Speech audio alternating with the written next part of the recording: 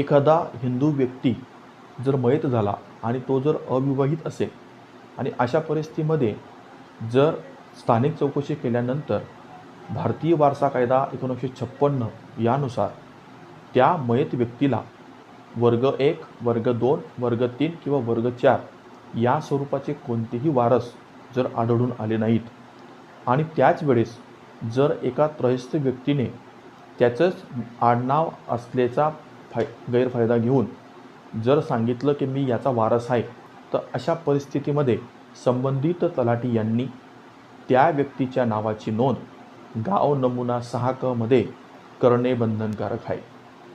अशा स्वरूपाची चौकशी कधी?